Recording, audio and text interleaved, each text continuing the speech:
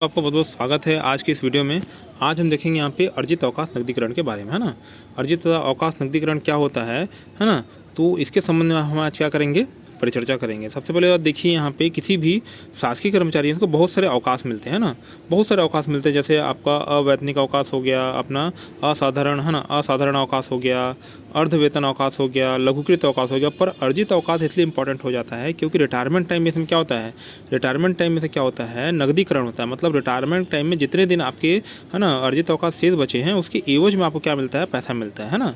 तो ऐसा तो नहीं कि भैया कि आपको मान ली 1000 दिन हो गया तो 1000 दिन का पैसा मिल जाएगा, ऐसा कुछ नहीं है। इसमें लिमिट सेट है। मतलब ये 300 दिन तक आपको जमा होगा। कितने दिन तक जमा होता है, 300 दिन तक आपको जमा होगा। परंतु नगदीकरण कितना होता है, दिन का होता है, 240 दिन का ही होता है ना। वेरी इंपॉर्टेंट, यहाँ पे नगदीकरण कितने दिन का होता है, 240 दिन का। जमा 300 दिन होगा, कोई दिक्कत नहीं है ना, पर नगदीकरण कितने होगा, 240 दिन का ही होगा, है ना। इसलिए देखिएगा जो सरकारी कर्मचारी रिटायर होते रहते हैं वो लास्ट में क्या रहते हैं, 2 माह की छुट्टी ले लेते हैं ना, ईयर ले लेते हैं। क्योंकि क्या 60 दिन का नगदीकरण तो होना नहीं है, है ना। 60 दिन का आपको नगदीकरण होना नहीं है ना। 300 में से 240 या 60, तो 60 दिन नगदीकरण होना नहीं है, तो वो क्या करें, छुट्टी लेके चले जाते हैं भाई, है ना। क्योंकि उनको पता है कि 240 दिन का ही क्या होने वाला है, अपना नगदीकरण होने वाला है ना। अब देखिए कब कब जुड़ता है, 240 दिन या 300 दिन कब कब जुड़ेगा। तो प्रतिवर्ष 1 जनवरी को, है ना, 1 जनवरी को, प्रतिवर्ष 1 जनवरी को, या फिर, है ना, 1 जुलाई को, 6 माह में, है ना। 1 जनवरी को 15 दिन ऑटोमेटिक ऐड हो जाएगा और 1 जुलाई को 15 दिन ऑटोमेटिक ऐड हो जाएगा। मतलब साल में कितने, 30 दिन होते हैं ना। साल में 30 दिन होते हैं और जुड़ते जुड़ते कहाँ तक जाते हैं, यहाँ पे 300 दिन तक जाएंगे, है ना। 300 दिन तक जाएंगे, ये वेरी इंपॉर्टेंट है ना। ऐसे साल दर साल जुड़ते जुड़ते जुड़ते जुड़ते 300 दिन तक चले जाएंगे, है ना। अब देखिए यहाँ पे मान लीजिए 300 के बाद जुड़ता है कि नहीं जुड़ता, ये क्वेश्चन आता है। तो हाँ, 300 के बाद जब भी 1 जनवरी आएगा यहाँ पे, 300 जुड़ने के बाद 1 जनवरी, तो उसके बाद फिर क्या हो जाएगा, यहाँ पे फिर 15 दिन और हो जाएगा, जुड़ जाएगा इसमें, तो 315 दिन हो जाएगा। पर 315 दिन उस जनवरी से 30 जून, है ना, 30 जून तक ही रहेगा। 1 जनवरी से 30 जून तक ही रहेगा वो 15 दिन, उसको तभी आप यूज कर सकते हो, है ना। नहीं तो फिर 1 जुलाई को फिर लैप्स हो जाएगा ये, है ना। फिर 1 जुलाई को फिर 300 प्लस क्या हो जाएगा, यहाँ पे 15 हो जाएगा। तो 15 को जो ऐड होगा 1 जुलाई को, उसको आप 1 जुलाई से 31 दिसंबर तक यूज कर सकते हो उस साल का, है ना। तो ये फिर उसके बाद लैप्स हो जाएगा। मतलब 15 दिन जुड़ते हटते रहेगा ये 15 दिन, मतलब 300 दिन के अपना फिक्स है ना। तो अगर उसको उससे 6 महीने में लिए आप तो ठीक है, नहीं तो फिर ये भी लैप्स हो जाएगा, है ना। तो वे वाली बात है ना। तो आप जैसे इसको मान लीजिए खर्चा करें 300 दिन में से, तो ये क्या और उसमें एडअप होते जाता है क्या, हाँ। अगर आप सिर्फ 300 दिन से आप ईयर लेते जा रहे हो तो इसमें क्या होता जाएगा, मान लीजिए आपने 10 दिन का ईयर ले लिया तो कितना बचा यहाँ पे, 290 दिन बचा, है ना। फिर वो बाद में रिकवर हो जाएगा, है ना। ये ऐसे समुद्र की तरह है, जितना पानी निकालो उतना भरते जाएगा। स्टेप्स कुछ आप मान सकते हो। तो इससे आप क्या रखिएगा, इसको याद रखिएगा, है ना।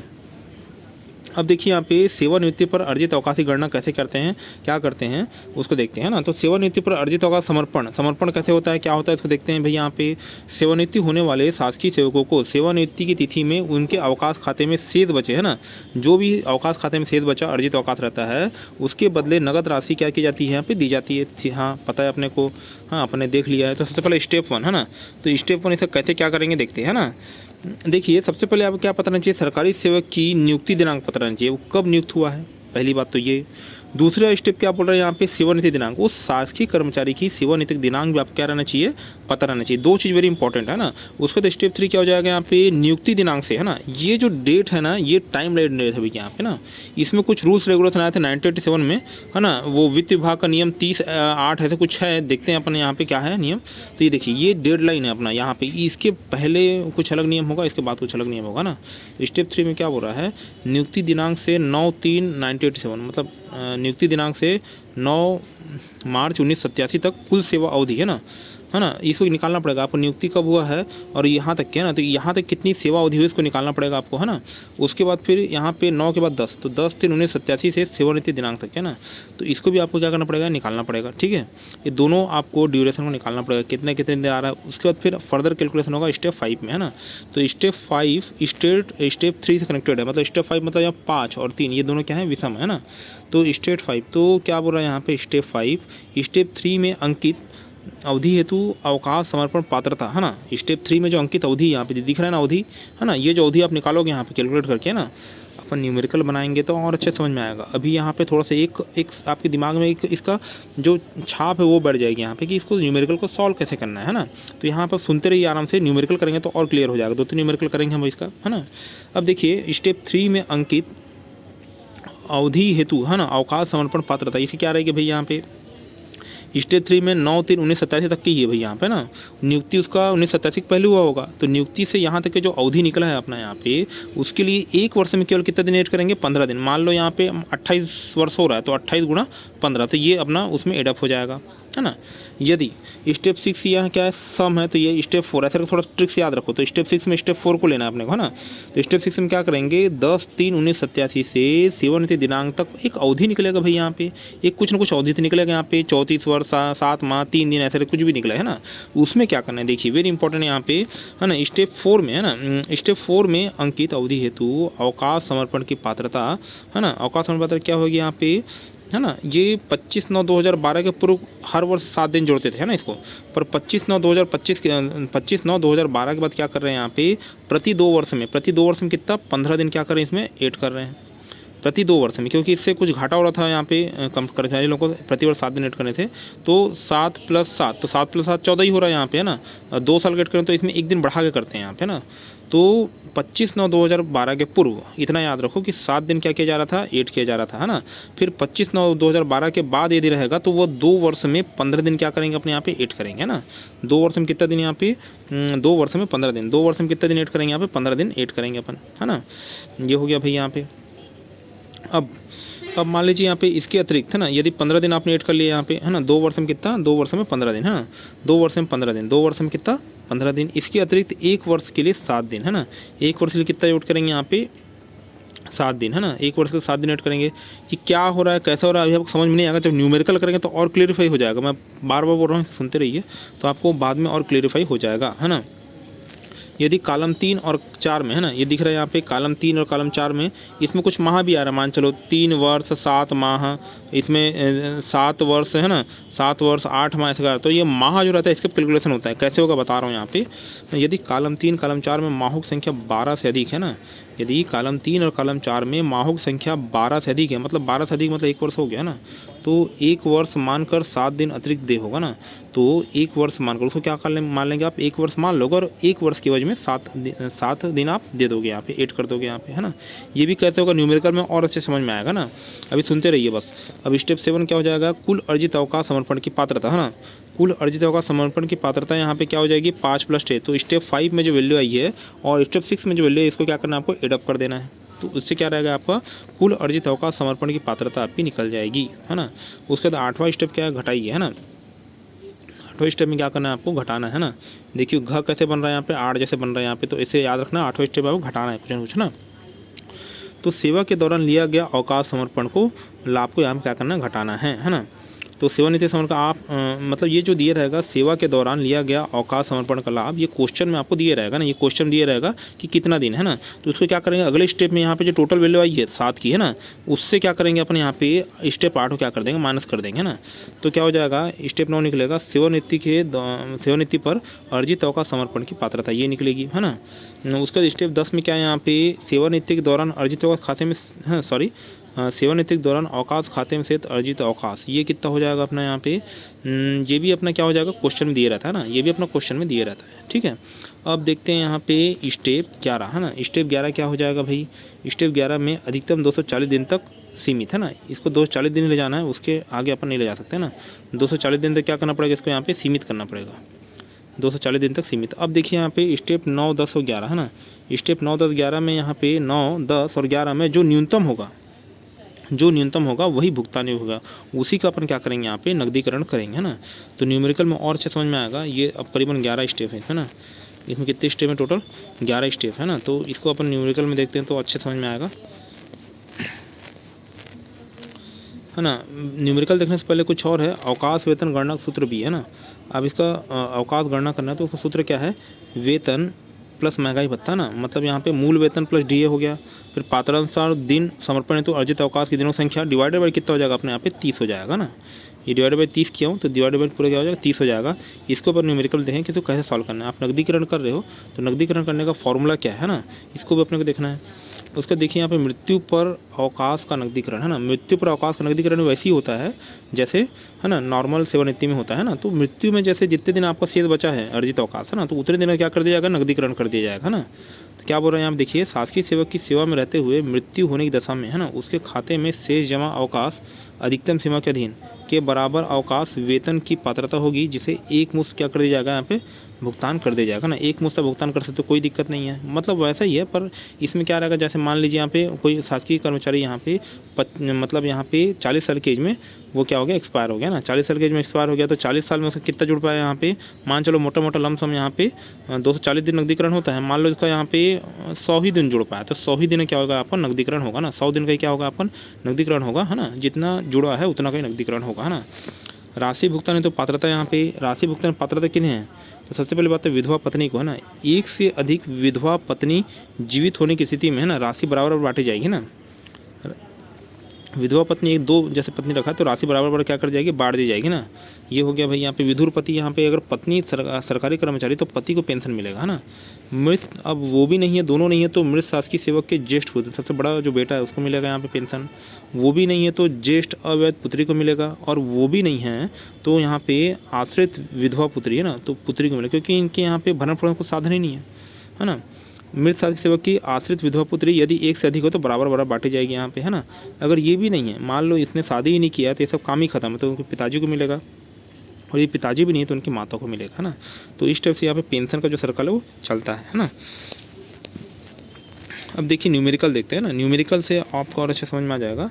अब देखिए यहाँ पे राम नरेश यादव की नियुक्ति 12/7/1983, तो नियुक्ति दिनांक आपका रहना चाहिए तभी न्यूमेरिकल बनेगा। और दूसरा क्या बोला था मैंने यहाँ पे, सेवानिवृत्ति दिनांक, है ना, ये दोनों रहना चाहिए। अगर सेवानिवृत्ति दिनांक नहीं दिया तो आप +62 करके निकाल सकते हैं ना, क्योंकि अभी 62 ईयर है, मतलब रिटायरमेंट के ना। सेवा के दौरान उन्होंने 75 दिनों का अवकाश समर्पण का लाभ लिया था ना। सेवा के दौरान उन्होंने कितना 75 दिनों के अवकाश समर्पण क्या लिया था, यहाँ पे लाभ लिया था, ये दिया है क्वेश्चन में, इस बाद में न्यूमेरिकल में काम आएगा, है ना। कुल नकदीकरण के लिए पात्रता दिवस की गणना करना है, ठीक है भाई। अर्जित अवकाश खाते में कितना शेष है, यहाँ पे 300 + 10, है ना। 300 + 10 दिन है, मतलब एक्चुअल में 300 दिन ही है ना। 10 दिन को अगर वो 6 महीने में ले लिया तो ठीक है, नहीं तो 10 दिन में क्या हो जाएगा, लेप्स हो जाएगा ना।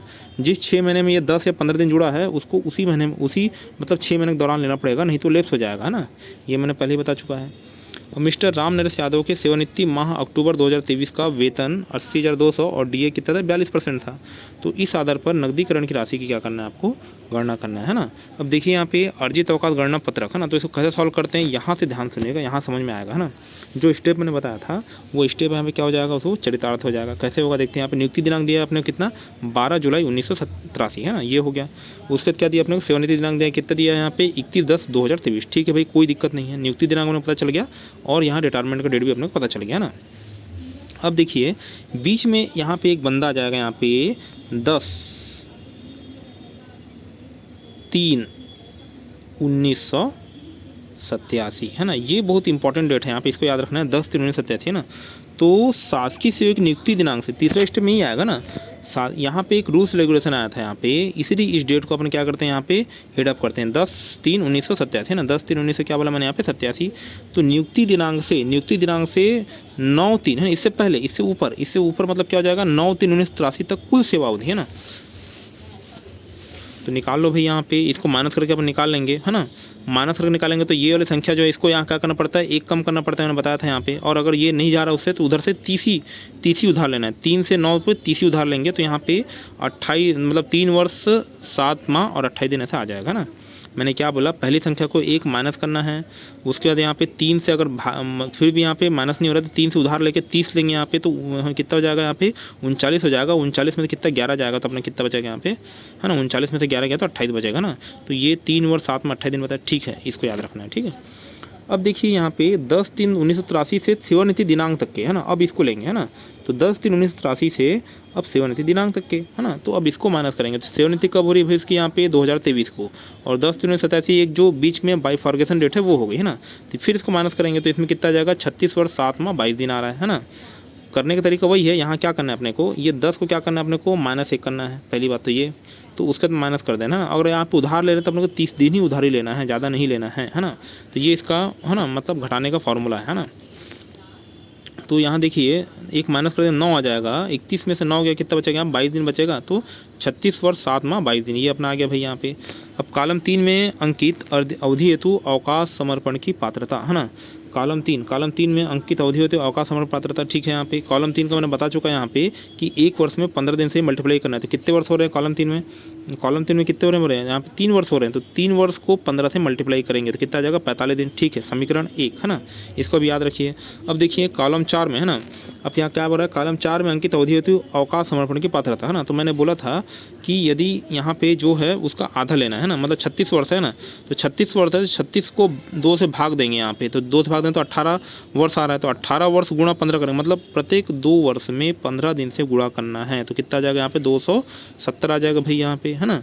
अब 270 आ जाएगा। अब ये तो अपन ने साल को गणना कर लिया, अब किसको करेंगे? महीना गणना करेंगे। दिन को नहीं भी करोगे तब भी चल जाएगा ना। अब अपन किसको गणना करेंगे यहाँ पे? अब अपन गणना करेंगे यहाँ पे, सॉरी, अब अपन गणना करेंगे यहाँ पे दिन को, ठीक है। अब अपन किसको गणना करेंगे यहाँ पे? दिन को। तो दिन कितना हो रहा है यहाँ पे? देखिए कॉलम 3 और कॉलम 4 में माह कितना हो रहा है? देखिए माह, यहाँ पे दिन को गणना नहीं करना है अपने को ना, माह को लेना है बस, है ना। वैसे यहाँ पे इसको भी यहाँ पे दिन को नहीं लेना, सिर्फ माह को लेना है कॉलम 4 में। तो कॉलम 3 और कॉलम 4 माह कितने हैं? 7 और 7 दूनी कितना हो जाएगा भाई यहाँ पे? 14 महीना हो रहे हैं। तो 14 महीना हो रहे हैं, मतलब लगभग इसको 1 साल मान सकते हैं। तो 1 साल का अपना कितना आएगा? 15 डिवाइडेड बाई 2, 2 साल में कर रहे हैं तो ये 7.5 आएगा। मतलब यहाँ पे 7 का ही क्या करना है अपने को, मतलब उसमें मतलब 8 करना है यहाँ पे, ठीक है। क्योंकि 1 साल का अपन कितना लेते हैं? 7 दिन लेते हैं, तो 7 दिन अपन क्या कर देंगे? 12, है ना। 7 दिन यहाँ पे क्या कर देंगे? 8 कर देंगे। तो 12 माह से अधिक के लिए 14 माह हो रहा था, तो प्रत्येक 12 माह से अधिक है तो कितना लेंगे यहाँ पे? 7 दिन ले लेंगे, क्योंकि 14 माह को एक ही साल मानो भाई, तो उससे क्या हो जाएगा? 7 दिन यहाँ पे एडअप हो जाएगा, है ना। अब कुल अर्जित अवकाश समर्पण की पात्रता, है ना। तो पहले कितने निकला था अपने यहाँ पे? 45 दिन निकला था। कहाँ? ये 45 दिन निकला था। उसके बाद अपने मल्टीप्लाई किया तो 270 दिन निकला, तो 270 प्लस 7 तो कितना हो जाएगा? 322 दिन आ गया, है ना। 322 दिन आ गया। अब घटाइए मतलब यहाँ पे स्टेप 8 में आएगा ये, है ना। घटाइए मतलब स्टेप किस में आएगा? 8 में आएगा। तो सेवा के दौरान लिया गया अवकाश समर्पण लाभ, तो 75 दिन यहाँ पे लाभ ले लिया था उसने, तो ये तो लाभ ले चुका अभी पहले, तो इसको क्या करना पड़ेगा? माइनस करना पड़ेगा। तो स्टेप 9 में क्या करेंगे? इसको यहाँ पे माइनस करेंगे, तो माइनस करेंगे 247 दिन आ रहा है ना। 200 पहली बात ये अपना हो जाएगा, सबसे पहली बात यहाँ पे समीकरण 1, है ना। ये अपना क्या हो गया? समीकरण 1 हो गया यहाँ पे। उसके देखिए, है ना, सेवानिवृत्ति के दौरान अवकाश खाते में से अर्जित अवकाश, ये भी क्वेश्चन दिया कितना? 300 दिन या 310 दिन, ये समीकरण 2। उसके बाद देखिए अधिकतम कितना पास कर सकते हैं आप? पहले ही बताया मैंने 240 दिन, ये हो गया समीकरण 3, है ना। अगर आप समीकरण 1, समीकरण 2, समीकरण 3 को देखोगे, मतलब यहाँ पे 9, 10, 11 कॉलम देखोगे, तो जो न्यूनतम होगा वही भुगतान होगा ना, कम से कम वाले को भुगतान करना है। तो तीनों में कौन सा है? 2000, ये भी ज़्यादा हो रहा है भाई। 300 दिन, ये भी ज़्यादा हो रहा है, तो मात्र 240 दिन, है ना, ये सबसे कम है, इसलिए ये अपना क्या हो जाएगा? आंसर हो जाएगा ना। तो इस वे में लेके अपने क्या करना है? सॉल्व करना है ना। अब देखिए यहाँ पे नकदीकरण में देय राशि गणना, है ना। जो भी नकदीकरण में देय राशि गणना कैसे करेंगे मैं बताया, मूल वेतन प्लस डी, है ना। और उसके पात्रता दिवस, है ना। तो पात्रता दिवस कितना अपना? 240 दिन अभी निकाले अपन, कितना? 240 दिन निकाले हैं। डी ए यहाँ पे मूल वेतन का 42%, मतलब 80 200 का 42% ये हो गया, और मूल वेतन तो 80 200 ही है। सबको यहाँ पे वो करो, लास्ट में गुणा करना और 30 से भाग करोगे तो यहाँ पे 9,11,072 रुपये, है ना। ये अपना आंसर आ जाएगा। यही वहाँ पे सेवानिवृत्त शासकीय सेवक राशि क्या की जाएगी? इतनी दी जाएगी, है ना। अब देखिए यहाँ पे अवकाश नकदीकरण देयक किस फॉर्म में बनाया जाता है ना। अवकाश नकदीकरण देयक किस फॉर्म में बनाया जाता है तथा उसमें क्या क्या प्रपत्र आदेश संलग्न किए जाते हैं ना। तो अवकाश नकदीकरण जो फॉर्म है यहाँ पे, है ना, जो CGTC, है ना, छत्तीसगढ़ ट्रेजरी को 24 में बनाया जाता है ना। CGTC 24 में बनाया जाता है। इसके लिए क्या क्या लगेगा भाई? यहाँ पे सेवानिवृत्ति आदेश लगेगा आपको, अर्जित अवकाश लेखा लगेगा, है ना, और अर्जित अवकाश नकदीकरण गणना पत्रक लगेगा यहाँ पे, राशि भुगतान योग्य, है ना। तो राशि भुगतान आदेश लगेगा कि आपने भुगतान कर रहे हैं, तो उसका आदेश यहाँ पे सक्षम अधिकारी ने दिया है अथवा नहीं, है ना। अंतिम वेतन प्रमाण पत्र भी लगेगा भाई, LPC भी लगेगा, तभी उसी के आधार पर तो करोगे भाई। यहाँ पे अंतिम में उसका, है ना, मूल वेतन और DA कितना मिल रहा है, तो उसी से LPC से पता चलेगा, है ना। तो इस टाइप से हो गया, है ना। अब देखिए यहाँ पे इसका आहरण किस बजट शीर्ष में किया जाता है? 2071 मुख्य शीर्ष क्या हो जाएगा? 2071 हो जाएगा। इसका आहरण 2071 बजट शीर्ष में किया जाता है ना, मतलब मुख्य शीर्ष में किया जाता है। और सेवानिवृत्ति हित लाभ लघु शीर्ष कितना हो जाएगा? 102, है ना। तो 2071 102, 2071 102 याद रखना है। ये सेकंड क्वेश्चन है यहाँ पे, रमेश की नियुक्ति दिनांक 17/9/1984 को होती है, तो इसको अपन नेक्स्ट वीडियो में करेंगे, है ना, क्योंकि वीडियो भी लंबी बन जाएगी तो आपको भी निरस्ता का भाव आएगा। तो इस वीडियो में और आपको क्या हो जाएगा यहाँ पे अच्छे से समझ में आ जाएगा, पूरा क्रिस्टल क्लियर हो जाएगा ना। तो वीडियो में बने रहने का आपका बहुत बहुत धन्यवाद, है ना। आपका दिन क्या हो, शुभ हो।